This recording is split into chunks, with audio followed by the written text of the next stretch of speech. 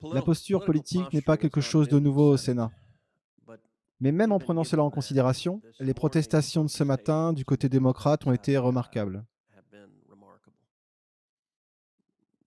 La citation à comparaître en cause ici ne concerne pas le rapport Mueller, ni même Carter Page ou le général Flynn. La question centrale ici concerne la corruption et l'abus de pouvoir. Ce qui a été rendu public, comme nous savons maintenant, c'est que l'administration précédente avait ordonné au FBI, aux forces de l'ordre ainsi qu'aux renseignements de la CIA de cibler leur opposition politique. Ce comité a maintenant entendu des témoignages selon lesquels non seulement ils ont autorisé les écoutes téléphoniques d'un conseiller principal de la campagne Trump, non seulement ils ont envoyé des espions avec des micros pour essayer de surveiller leurs adversaires, non seulement ils ont intercepté les appels téléphoniques d'un général 3 étoiles qui était le nouveau conseiller à la sécurité nationale du nouveau président, non seulement ils ont frauduleusement créé des preuves modifiant les courriels de la CIA au FBI. Nous avons le FBI qui commet le crime de créer de fausses preuves parce que le FBI a demandé à la CIA « Est-ce que Carter Page travaillait avec vous et aidait-il la CIA ?» La CIA a dit oui et l'avocat du FBI a frauduleusement modifié cet email et a transformé ce oui en non. Si quelqu'un d'autre faisait ça dans un tribunal américain, il serait emprisonné pour fraude pendant longtemps.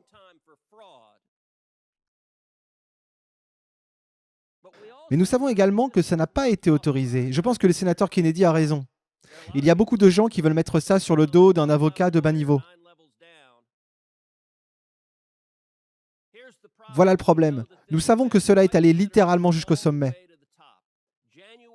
Le 5 janvier 2017, c'est après l'élection présidentielle. C'est après que le monde entier fut choqué qu'Hillary Clinton n'ait pas gagné et que, oh mon Dieu, Donald Trump se prépare à devenir président. Alors maintenant, normalement, le 5 janvier, à la fin d'un mandat présidentiel, les gens font leurs valises et se préparent à partir.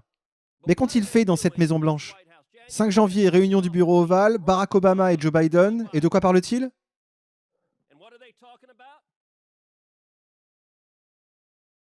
De surveillance dirigée vers le nouveau conseiller à la sécurité nationale. Que savons-nous d'autre à présent ? Que Sally Yates, le procureur général par intérim, était surprise. Que voulez-vous dire ? Que dites-vous au sujet de Michael Flynn ? Eh bien, il s'avère que James Comey, le directeur du FBI, informait directement le président Obama.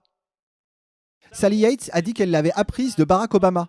Imaginez ça une seconde. Le procureur général par intérim des États-Unis n'a aucune idée que nos forces de l'ordre enquêtent et ciblent un général 3 étoiles qui est le nouveau conseiller en charge de la sécurité nationale. Mais le président, lui, le sait.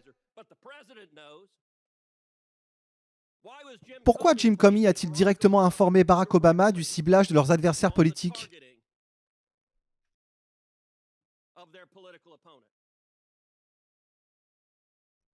Un sénateur de Californie a demandé « Pourquoi Jacob Blue figure-t-il sur cette liste ? Pourquoi Samantha Power est sur cette liste ?» Parce que chacun d'entre eux a démasqué le nom de Michael Flynn. Fournissant de multiples demandes, ce sont de hauts responsables politiques de la Maison-Blanche et de l'administration Obama.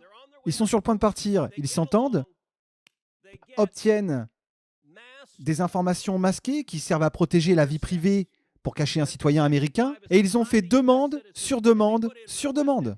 En fait, Joe Biden a fait cette demande, lui aussi. Pourquoi essaie-t-il de démasquer le nom de Michael Flynn ? Le 5 janvier, c'était le jour suivant, la conclusion du FBI du 4 janvier, qu'il n'y avait aucune base pour enquêter sur Michael Flynn. Nous allons clore l'affaire. De plus, ils n'ont pas seulement dit ça, ils ont préparé le rapport en disant « Nous clôturons l'affaire parce qu'il n'y a aucune preuve ici ». Parce que nous avons interrogé tout le monde et qu'il n'y a aucune preuve désobligeante. Il n'y a aucune base pour poursuivre ce type qui est le nouveau conseiller à la sécurité nationale du président. Le 4 janvier, c'est quand le FBI a dit de clore l'affaire, et le 5 janvier, il y a James Comey dans le bureau ovale qui dit « Nous allons le poursuivre. Nous allons poursuivre Michael Flynn. » Et soit dit en passant, 15 jours plus tard, le 20 janvier, regardez, il y a probablement dans cette salle 500 ans d'expérience du gouvernement. Je vous encourage tous à lire les emails de Susan Rice.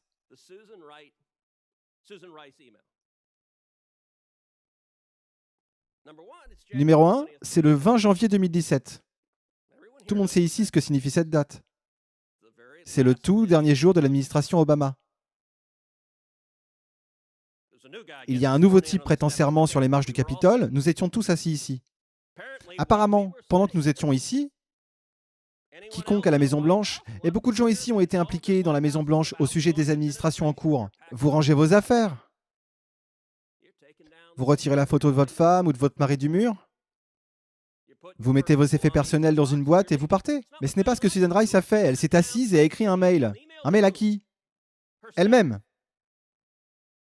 À quelle fréquence vous vous envoyez des mails? C'est quelque chose que vous faites beaucoup? Cher moi, alors que vous quittez un emploi. Elle s'envoie un email et écrit cette note qui se trouve dans les annales du gouvernement comme l'une des notes les plus drôles que vous ayez jamais lues. Cher moi, l'enquête sur Michael Flynn a été faite selon les règles. Permettez-moi d'être clair, que cela a été fait selon les règles. Ai-je mentionné que cela a été fait selon les règles? Et il utilise 3 fois selon les règles. Avez-vous déjà joué au poker? Il y a un truc qu'on appelle un tell.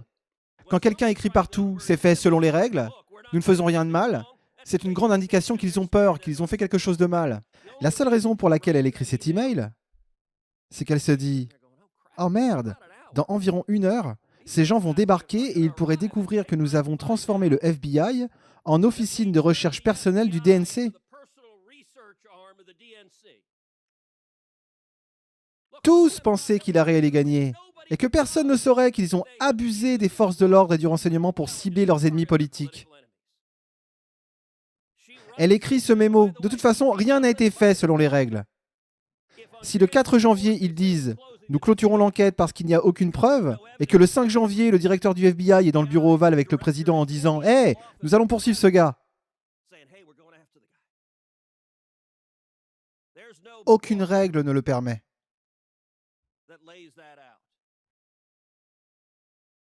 Et ce qui est étonnant, c'est qu'il n'y ait pas un seul démocrate ici qui s'en soucie. Pas un seul d'entre vous n'est troublé. Ou du moins, vous ne le direz pas publiquement. « Ah, j'ai bien compris, c'est une année électorale, Joe Biden est votre candidat. » Pour l'amour de Dieu, vous ne voulez pas découvrir quelque chose qui montre que Joe Biden faisait partie de la corruption. Barack Obama, j'ai compris, vous le vénérez. Vous ne voulez pas révéler qu'il était impliqué dans la corruption et vous ne voulez pas révéler que Joe Biden l'était. Donc hier, nous avons eu Rod Rosen, numéro 2 du département de la justice, qui pour chacune de ses réponses nous sort « Je ne savais pas. Non, je ne savais pas. Non, je ne savais pas ça. Je ne savais pas ça. Je ne savais pas que ce que je signais était complètement faux. » Et ce qui était étonnant dans les questions des démocrates, c'est que vous vous en fichez tous. Vous êtes là « Oh, posons des questions sur autre chose, ne parlons pas de ça. » Ce comité devrait s'en soucier, et soyons clairs, nous avons beaucoup parlé de si cela avait été l'inverse. Arrêtez-vous une seconde et imaginez ce que vous ressentiriez si Donald Trump faisait exactement ce que Barack Obama et Joe Biden ont fait. Donc pour le moment, tout est parfait. Avec Trump qui met la campagne présidentielle de Joe Biden sur écoute téléphonique, tout est cool, Trump a le FBI qui envoie des agents équipés de micros dans la campagne de Joe Biden. Est-ce que c'est OK? Aucun problème s'ils créent frauduleusement des preuves? Ils ont trafiqué des emails de la CIA et les ont envoyés à un tribunal sous serment. Ça ne vous pose pas de problème? Il s'agit d'un outrage absolu et d'un abus de pouvoir. Et d'ailleurs, histoire d'être clair, car je suis sûr que quelqu'un sur Twitter dira « Maintenant, Cruz en appelle à utiliser le FBI pour poursuivre Joe Biden. » Non, au contraire. L'application de la loi et le renseignement doivent être apolitiques. Nous devons appliquer la loi quel que soit le parti, et ce comité doit être profondément préoccupé. Il ne s'agit pas de réexaminer le rapport Mueller. Il s'agissait d'une décision délibérée et partisane, disant « Nous allons utiliser l'appareil gouvernemental pour viser nos adversaires politiques. » Car il y a de plus en plus de preuves qui semblent que ce fut le cas. Et cela devrait concerner tous les membres de ce comité parce que ce dont je vous garantis, c'est que lorsqu'une administration abuse, alors une autre administration abusera. Et c'est dangereux pour notre pays. Si vous pensez que ce travail de doublage est utile, alors je vous invite à me soutenir sur la page Tipeee Fils de Pangolin. J'aimerais remercier tout particulièrement Silvano Trotta, ainsi que la chaîne L'Élastique pour avoir grandement contribué à l'essor de ma chaîne dans ses premiers moments. Vraiment merci les gars. D'autres doublages en français sont disponibles sur ma chaîne. Allez donc voir et pensez à vous abonner. Sachez que je lis tous les commentaires, donc si vous pensez qu'une vidéo est importante et qu'elle mérite d'être doublée, n'hésitez surtout pas à la partager.